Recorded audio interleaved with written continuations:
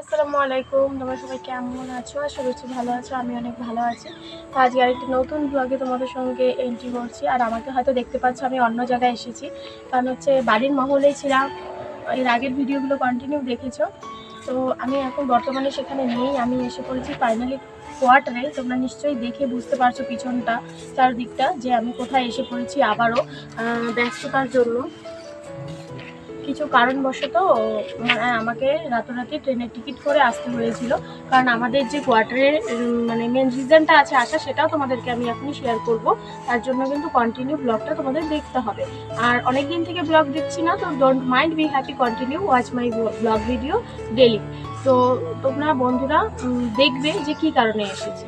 কারণটা আমি বলে দিচ্ছি এখনই তোমাদেরকে, যে আমি এসেছি ফৌজিবাবুর কাছে এর জন্য কোয়ার্টারে তাড়াতাড়ি টিকিট করে 1-2 দিনের মধ্যে। সেটা তোমাদের জানাতে পারিনি, জার্নিটাও শেয়ার করতে পারিনি, কারণ হচ্ছে আমাদের কোয়ার্টারে রিপেয়ারিংয়ের মানে অর্ডার এসেছিলো উপর থেকে, আমাদের যে আর্মির তরফ থেকে হয়, সেটা আমাদের মানে পুট্টি আর কালার করাবে। তো তাই জন্য আমরা এসেই মানে আমি যদি কোয়ার্টারে না থাকি তাহলে তো আর হবে না। তো তাই জন্য এসে পড়েছি। তো এখন পুটিং হচ্ছে, চলো তোমাদের সবটাই দেখাবো। আমরা একদম বাইরে বিছানা করেছি, সেটা তোমরা দেখেছো, এবং ভিতরটাও তোমাদের সঙ্গে শেয়ার করছি। চলো কতটুকু কি কাজ হলো, চলো আসো। তো বন্ধুরা দেখো, বাইরে একদম মানে অবস্থা প্রচণ্ড খারাপ। বাইরে বেড করে আছি আমরা, এই বিছানাটা বাইরে করেছি। বিছানায় বাইরে পুরো দিন মানে আমরা থাকতে পারছি না। তো এখন আসো ভিতরেরটা দেখাচ্ছি তোমাদের।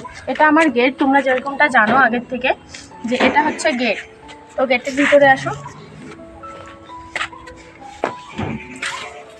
সব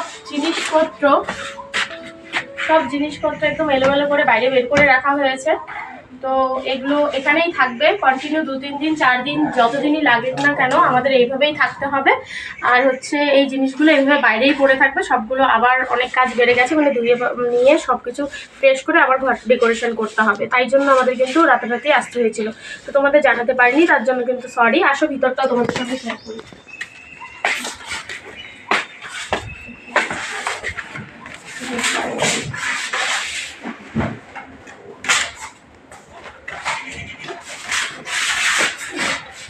এই সেটটা দেখো, এইদিকে দেখবে, মানে এইদিকে দেখো, এই সাইডগুলো বাকি আছে, উপরের সাইডগুলো বাকি আছে। আর এই রুমের যে আছে ভিতরে, আমাদের দুটো রুম অ্যাকচুয়ালি। তো ভিতরের রুমে হচ্ছে আমাদের পুরোটা ভর্তি হয়ে গেছে। রাতে করে শোয়ার জন্য বিছানার মধ্যে বেড নিয়ে আর এভাবে করে থাকছি আমরা অসুবিধার মধ্যে।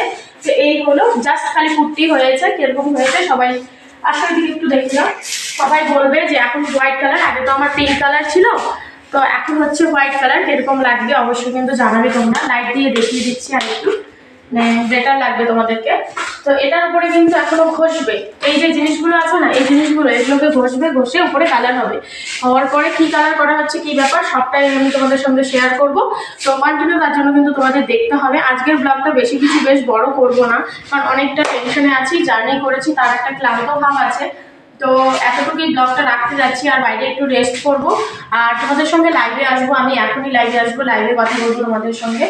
তো এই সবে তোমাদের দেখিয়ে দিলাম সব কিছু। এখন তারপর থেকে আপডেট তোমরা কালকেও পাবে। ডেইলি ব্লগ দেওয়ার চেষ্টা করবো তোমাদের সঙ্গে, কি ব্যাপার না ব্যাপার সব কিছুই তোমাদের সঙ্গে শেয়ার করবো।